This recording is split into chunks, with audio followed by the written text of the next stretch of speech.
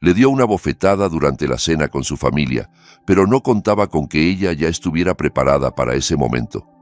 Y antes de continuar, dime desde qué país nos estás viendo. Que disfrutes la historia.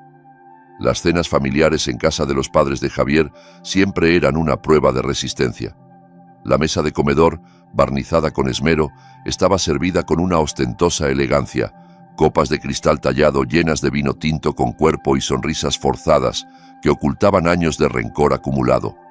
Clara se sentía una intrusa allí, como una pieza de museo expuesta a la mirada crítica de todos.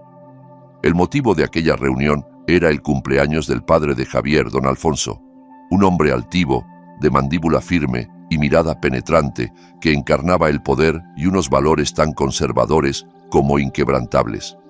La madre de Javier, doña Mercedes, era su contraparte, blanda en apariencia, con un aire sumiso que no ocultaba su férreo control emocional y su habilidad para manipular a quienes la rodeaban. La comida era exquisita, pero el ambiente era irrespirable. Las conversaciones giraban en torno a los logros de Javier en el trabajo, sus perspectivas profesionales y sus planes de futuro. De Clara se hablaba poco, solo se mencionaban algunos comentarios triviales sobre su aspecto o su discreción. Ella intentaba seguir la charla, asentía, sonreía en los momentos justos, pero por dentro se tensaba más y más. Javier presidía la mesa, irradiando seguridad y superioridad. Era atractivo, exitoso, acostumbrado a ser el centro de atención. Clara recordaba cómo se había enamorado de esa imagen, de su fuerza, de su carisma, pero con el tiempo esa fuerza se transformó en control y el carisma en tiranía. De pronto, el tintineo del cristal roto rompió el silencio. Clara, con un movimiento torpe, volcó una copa y el vino se derramó sobre el inmaculado mantel blanco, dejando una mancha escarlata. «¡Otra vez lo mismo!», masculló Javier con desdén, lanzándole una mirada fulminante. «¿Es que no puedes dejar de ser tan torpe?».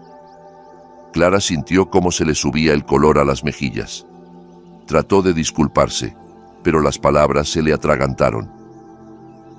«Javier, por favor, no hagas un drama», intervino doña Mercedes con un intento de sonrisa conciliadora. «Son cosas que pasan». «No, mamá, a la gente normal no le pasan estas cosas», replicó él sin apartar la vista de Clara, siempre con sus manos de trapo. Ella bajó la mirada, haciendo un esfuerzo por contener las lágrimas. Sabía que lo mejor era callar, no provocar su furia, pero esta vez todo era diferente. Esta vez, Clara estaba lista. La tensión crecía a cada segundo. Don Alfonso observaba en silencio, como si aquello no fuera más que otra escena cotidiana. Doña Mercedes se aferraba nerviosamente a su servilleta. Entonces, Javier se levantó de golpe y la tomó del brazo. «Vamos», dijo con brusquedad, arrastrándola hacia la puerta. «Necesito hablar contigo». Clara intentó soltarse, pero él la sujetaba con fuerza. «Suéltame, Javier», suplicó en voz baja. «He dicho que vamos», gritó él, y en ese instante su mano se alzó. El golpe fue repentino y brutal. Clara sintió un dolor agudo en la mejilla y el mundo a su alrededor se volvió borroso. Se tambaleó, a punto de caer. En la sala reinó un silencio sepulcral. Don Alfonso y doña Mercedes apartaron la mirada, acostumbrados a ese tipo de comportamiento de su hijo. No intervinieron, no condenaron, simplemente fingieron que nada había pasado, pero Clara no reaccionó como él esperaba. En lugar de lágrimas o terror, su rostro mostró una sonrisa helada. Se irguió, le sostuvo la mirada con frialdad y pronunció, apenas audible: «Hasta aquí hemos llegado». Javier se quedó inmóvil, confundido. Esperaba una escena, súplicas, el miedo de siempre reflejado en sus ojos, pero solo encontró calma glacial y una decisión inquebrantable. «¿Qué has dicho?», preguntó desconcertado. Clara no respondió. Se dio la vuelta y salió de la estancia, dejando atrás a Javier y a sus padres en un mar de perplejidad. Clara salió a la calle. El aire frío de la noche le golpeó el rostro, pero no le importó. Caminó despacio, sin mirar atrás. Recordó el primer golpe. Había ocurrido un año después de la boda. Una discusión banal, se transformó en una pelea verbal y de repente Javier perdió el control. Le pegó en la cara. Luego se arrodilló, le pidió perdón entre sollozos, juró que nunca volvería a pasar. Clara le creyó. Quiso creer que aquel hombre al que amaba de verdad lamentaba lo ocurrido, que había sido un error, un desliz, pero no fue así. Se repitió, una y otra vez. Primero fueron los gritos, las humillaciones, las miradas que juzgaban, luego empujones, bofetadas, amenazas, y con el tiempo los golpes más duros, más calculados. Javier siempre encontraba una excusa para justificarlo: el estrés del trabajo, los problemas con sus padres, su comportamiento provocador. Clara se culpaba. Pensaba que si cambiaba, si era mejor, más obediente, todo mejoraría. Pero no importaba cuánto se esforzara, nunca era suficiente. Intentó hablar con él, pedirle que fueran a terapia. Él lo negaba todo, se reía de ella. Decía que estaba exagerando, que no tenía ni idea de lo que era un matrimonio de verdad. Y ella, atrapada en una red de culpa, vergüenza y miedo, terminó por encerrarse en sí misma. Hace unas semanas, mientras Javier seguía creyendo que lo tenía todo bajo control, Clara empezó a planear su salida. Cada día junto a él se volvía más insoportable, pero ella supo cómo disimularlo. Se convirtió en una sombra, en la mujer que él quería que fuera, pero por dentro se preparaba. Empezó por registrar en secreto cada arrebato de ira, cada palabra hiriente, cada amenaza. Le aterraba, pero lo hacía. Grabaciones de audio, anotaciones detalladas, pequeños pasos hacia su libertad. Se aferraba a un pensamiento que la mantenía firme. Si algún día tenían una hija, no permitiría que pasara por lo mismo.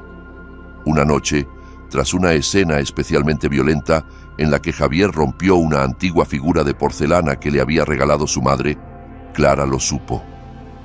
Algo en ella se quebró. Mientras recogía los pedazos, comprendió que estaba recogiendo también los restos de lo que había sido su vida. Entonces llamó a su amiga Lucía, una abogada de éxito que siempre había estado a su lado. Durante mucho tiempo, Clara no se atrevió a contarle nada. Le daba vergüenza. Temía que la juzgara, que la compadeciera, que no la entendiera. Pero esa noche no pudo más. La llamó llorando, sin poder articular palabras. Lucía la escuchó sin interrumpirla, en silencio, y cuando Clara terminó de hablar, le dijo con firmeza: «Voy a ayudarte, Clara. Esto no se va a quedar así». Se vieron al día siguiente, en una cafetería discreta del centro. Clara llegó temblando, con las manos frías, sin saber por dónde empezar. Lucía le tomó la mano con fuerza, le sonrió con calidez y le dijo: «Cuéntamelo todo, desde el principio». Y Clara habló. Con la voz rota, repasó los años de relación, cómo al principio Javier parecía el hombre perfecto, encantador, detallista, atento, cómo poco a poco fue mostrando su verdadero rostro, celoso, controlador, violento, cómo los insultos fueron sustituyendo a las caricias, cómo dejó de ser ella misma para convertirse en una versión mutilada de sí. Lucía no la interrumpió. Solo hacía preguntas cuando era necesario, tomaba notas, asentía. Cuando terminó, Clara sacó una memoria USB del bolso. Contenía grabaciones de audio, fotografías, informes médicos que había conseguido en secreto tras cada agresión, inventando accidentes para justificar sus heridas. Lucía lo revisó todo con expresión seria. «Esto basta para empezar», le dijo, «pero necesitaremos más. ¿Hay testigos?» Clara negó con la cabeza. Los padres de Javier lo habían normalizado todo. Sus amigos callaban. Nadie quería enfrentarse a la incomodidad. Estaba sola. «No importa», respondió Lucía con determinación. «Encontraremos la manera. Solo necesito saber si estás dispuesta a llegar hasta el final. Será un camino duro, pero no estarás sola». Juntas redactaron la denuncia. Lucía le explicó cada paso, le enseñó sus derechos, la preparó para lo que vendría. Se convirtió en su abogada, sí, pero también en su refugio, en su fuerza. Clara ya había presentado la denuncia unos días antes de la cena en casa de los padres de Javier. Sabía que era un riesgo, pero ya no podía seguir esperando. Necesitaba un último empujón, una prueba definitiva que cerrara el círculo de impunidad. Sabía que Javier no se detendría, que la seguiría humillando, golpeando, despojándola de todo. Pero esa noche, durante la cena, cuando él levantó la mano y la golpeó frente a su familia, algo cambió. Clara no sintió dolor, sintió alivio. Se acabó, pensó. Aquel golpe fue la gota que colmó el vaso. La sonrisa que le dedicó a Javier no fue de sumisión, sino de victoria. Él no lo supo ver, pero en lo más hondo lo presintió. Por su mente pasaron recuerdos fragmentados. Cuando le regaló un ramo de rosas en su primera cita, cuando le pidió matrimonio de rodillas, y también cuando, borracho y furioso, le pegó por hablar con otro hombre. Recordó aquel episodio atroz en el que, cegado por los celos, la encerró en casa y la mantuvo incomunicada durante días. Le gritaba, la amenazaba, la reducía a nada. Clara había temido por su vida. Logró escapar saltando desde una ventana del segundo piso. Se rompió un brazo y varias costillas, pero sobrevivió. Tras aquello, Clara intentó dejarle. Se fue con su madre, pero Javier la encontró, le rogó que volviera, le prometió cambiar. Y ella, aún enamorada, aún creyendo en él, regresó. Pero nunca cambió. Solo fue perfeccionando su forma de castigarla, más discreta, más insidiosa. Clara se convirtió en una sombra, vacía, derrotada. Hasta ahora. A la mañana siguiente, Javier fue despertado por el insistente timbre de la puerta. Se levantó de mala gana, convencido de que se trataba de algún socio inoportuno que no sabía respetar los horarios. Al abrir, se encontró con 2 agentes de la Policía Nacional, uniformados y serios. «¿Don Javier Serrano?», preguntó uno de ellos con tono seco. «Sí, soy yo. ¿Qué ocurre?», respondió intentando mantener la compostura, aunque una punzada de inquietud le recorrió el estómago. «Tiene que acompañarnos a comisaría para prestar declaración». Javier se quedó sin palabras. Por un instante pensó que se trataba de un error, una confusión, pero los agentes no parecían dispuestos a entrar en explicaciones. Tuvo que vestirse apresuradamente y subir al coche patrulla. En la comisaría lo condujeron directamente al despacho del inspector encargado. Un hombre de mediana edad, de rostro imperturbable y mirada profesional. Fue directo al grano. Se le acusa de lesiones y malos tratos continuados hacia su esposa, Clara Sánchez. ¿Está al tanto de estas acusaciones? Javier sintió como una ola de rabia le subía a la garganta. «¡Eso es mentira!», espetó, visiblemente alterado. «Yo jamás le he puesto la mano encima». El inspector ni se inmutó. Con calma, deslizó por la mesa una carpeta con varias fotografías. Las imágenes mostraban los hematomas de Clara, cortes en la piel, contusiones, informes médicos. «¿Esto también es mentira?», preguntó, mirándolo fijamente. Javier tragó saliva, intentó encontrar una excusa, una salida. Se cayó sola. «Ya sabe cómo es, torpe», balbuceó, consciente de lo ridículo que sonaba. El inspector dejó escapar una sonrisa amarga. «¿Se cayó? ¿Durante 5 años seguidos y siempre en la cara? Venga, señor Serrano, déjese de cuentos». Javier cayó. Se sentía acorralado. Por primera vez en su vida su palabra no era suficiente. Por primera vez, su poder, su apellido no le servían de nada. Mientras tanto, en el piso de Javier, todo era un caos. Sus padres, al enterarse de lo ocurrido, llegaron rápidamente, desbordados por la noticia, pero no para apoyar a Clara. Su indignación iba dirigida a ella. «¿Cómo se atreve esa niñata?», gritaba doña Mercedes, paseándose por el salón como un león enjaulado. «Después de todo lo que hicimos por ella». «Basta ya», interrumpió don Alfonso. «Tenemos que controlar esto, que no llegue a la prensa. Javier ya tiene bastantes problemas en la empresa». «¿Controlar?», saltó su mujer. «A esa mujer deberíamos denunciarla por calumnias. ¿Quién se cree que es?». Antes de conocer a Javier, no era nadie. y ahora nos quiere arruinar la vida. Don Alfonso se dejó caer en el sillón exasperado. En el fondo, sabía que en su casa siempre se había tolerado ese tipo de comportamientos. Él mismo había levantado la mano más de una vez. Luego compraba el perdón con regalos caros. Y su esposa siempre lo aceptaba, porque así se había hecho siempre. Habrá que hablar con los abogados, dijo finalmente. Tenemos contactos, lo arreglaremos, como sea. Empezaron a hacer llamadas frenéticas, buscando a algún bufete que pudiera defender a su hijo, limpiar su imagen, silenciar todo. Pero Clara ya no era la mujer sumisa que agachaba la cabeza. Ella estaba lista. En ese mismo instante, Clara recogía sus pertenencias en silencio. No necesitaba explicar nada. No necesitaba dramatismos. Solo quería marcharse. Terminar de cerrar el círculo. El piso estaba vacío. Javier seguía detenido y sus padres, absorbidos en su guerra particular, ni siquiera se daban cuenta de que ella se iba. Clara abrió el armario y sacó su maleta. Metió su ropa, sus libros, algunas fotos. Cada objeto era un recordatorio de una vida que ya no le pertenecía, una vida que ahora decidía abandonar sin rencor, pero con determinación. Al terminar, echó un último vistazo al piso. No sintió tristeza, solo un profundo rechazo. Tomó su maleta y salió. Cerró la puerta tras de sí sin mirar atrás. En la comisaría, Javier estaba sentado en el calabozo completamente deshecho. No entendía cómo había llegado hasta allí. Siempre se había creído intocable. Había vivido convencido de que podía hacer lo que quisiera sin consecuencias.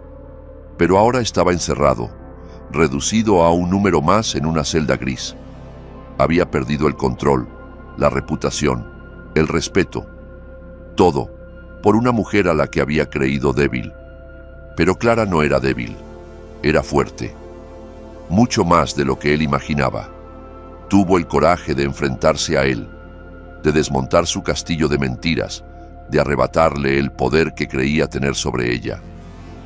Javier, derrotado, sintió por primera vez lo que era el vacío, la culpa, la vergüenza, y entendió con la claridad que solo da el fracaso que todo lo que estaba viviendo era consecuencia directa de sus actos, que él mismo había destruido su vida con sus propias manos. Clara salió del portal y respiró hondo. El aire fresco de la mañana le llenó los pulmones y por primera vez en mucho tiempo sintió que realmente estaba viva. Avanzó despacio por la acera, arrastrando su maleta, sin prisa, sin miedo.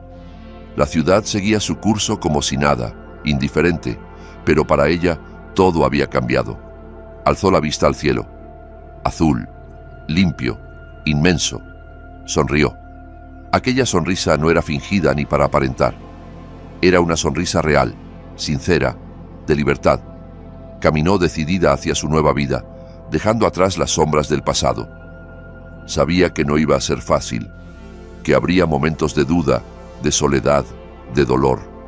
Pero también sabía que había cruzado un punto de no retorno, que jamás volvería a tolerar una mano alzada, una palabra que la hiciera sentirse menos. Había sido fuerte, se había enfrentado a su verdugo, había roto el ciclo del silencio, había recuperado su voz. Ya no era la mujer que pedía perdón por todo, ya no era la que justificaba lo injustificable, era otra Clara, una que se había encontrado a sí misma entre los escombros, una que caminaba con la cabeza alta, sabiendo que lo peor había quedado atrás. Lucía la esperaba en una cafetería del barrio donde Clara pensaba alquilar su nuevo piso. Tenían que ultimar detalles del proceso judicial, revisar fechas, hablar con la psicóloga del juzgado. Pero Clara no temía ya los trámites, ni los juzgados, ni siquiera a Javier, porque ahora sabía que no estaba sola. Tenía pruebas, tenía testigos, y sobre todo, tenía la fuerza de quien ha sobrevivido. Mientras tanto, Javier seguía encerrado, enfrentado a una realidad que ya no podía negar ni manipular. Por primera vez, no era el hombre poderoso que imponía su versión. Era simplemente un agresor enfrentándose a las consecuencias, solo, despojado de sus privilegios, de su imagen, de su impunidad, y muy dentro de él, aunque no pudiera admitirlo, sabía que Clara había ganado. En el fondo, lo supo desde el momento en que ella le sostuvo la mirada aquella noche y le dijo con calma: «Esto se acabó». Y así fue.